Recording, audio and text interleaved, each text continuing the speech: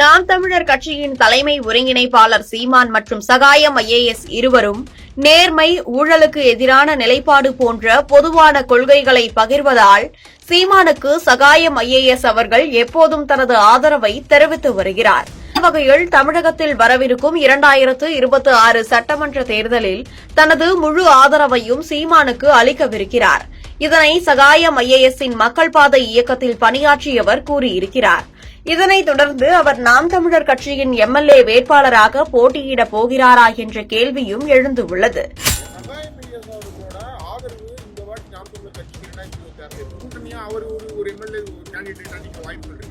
அவர் எனக்கு பர்சனலாக எனக்கு மெசேஜ் அனுப்புறது எல்லா தகவலும் என்கிட்ட இருக்கு. இங்கே நம்ம கட்சி சார்பாக அவங்ககிட்ட போய் பேசின மக்கள்கிட்டையும் தமிழ் தேசியத்திலேருந்து தம்பியை மீண்டு போயிட வேணான்னு சொல்லுங்கள்.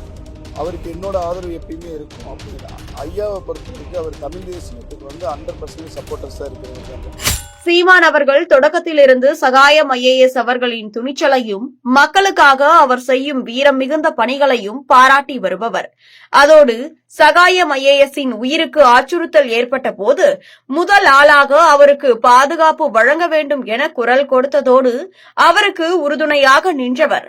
அப்போதே சீமான் அவர்கள் சகாயம் IAS உடன் இணைந்து செயல்பட தயாராக இருப்பதாகவும் கூறினார். அதே சமயம் சகாயம் IAS அரசியல் பிரவேசம் குறித்து பேசும்போது சீமானின் கட்சியுடன் இணைவதை பற்றியும் மறைமுகமாக கூறியிருந்தார். இந்நிலையில்தான் சகாயம் IAS-இன் முழு ஆதரவும் சீமானுக்கு இருக்கிறது. அவர் தமிழ் தேசிய அரசியலை விரும்புபவர், அதில்தான் பணியாற்ற விருப்பம் காட்டுகிறார் என சகாயம் IAS-இன் மக்கள் பாதை என்ற இயக்கத்தில் 15 வருடமாக பணியாற்றி வந்த பொறுப்பாளர் கூறியிருக்கிறார். மேலும் கடந்த 2021ஆம் ஆண்டில் நடைபெற்ற சட்டமன்ற தேர்தலின் போது கூட நாம் தமிழர் கட்சியின் முதல்வர் வேட்பாளராகவே சகாயம் IAS முன்னிறுத்தப்படுவார் என்ற தகவலும் பரவலாக பேசப்பட்டு வந்தது.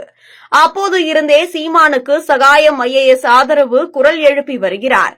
அதோடு கனிமவள கொள்ளை வழக்கில் சகாயம் IAS பாதுகாப்பை உறுதி செய்ய வேண்டும் என்று தமிழ்நாடு அரசுக்கு சீமான் வலியுறுத்தியுள்ளார். 2012ஆம் ஆண்டு மதுரை மாவட்ட ஆட்சியராக இருந்தபோது சுமார் 16,000 கோடி மதிப்புள்ள கிரானைட் ஊழலை வெளிப்படுத்தியதன் மூலம் அவர் பொதுமக்கள் மனங்களில் ஒளிரும் நம்பிக்கையான அதிகாரியாக திகழ்கிறார். எனவே அவருக்கு பாதுகாப்பு வழங்க வேண்டும் என சீமான் கூறியிருந்ததும் குறிப்பிடத்தக்கது. இந்நிலையில்தான் சகாயம் IAS போன்ற அதிகாரிகளின் ஆதரவு சீமானுக்கு இருக்கும் பட்சத்தில் சட்டமன்ற தேர்தலில் நாம் தமிழர் வெற்றி பெற அதிக வாய்ப்பு இருப்பதாகவும் கூறப்படுகிறது.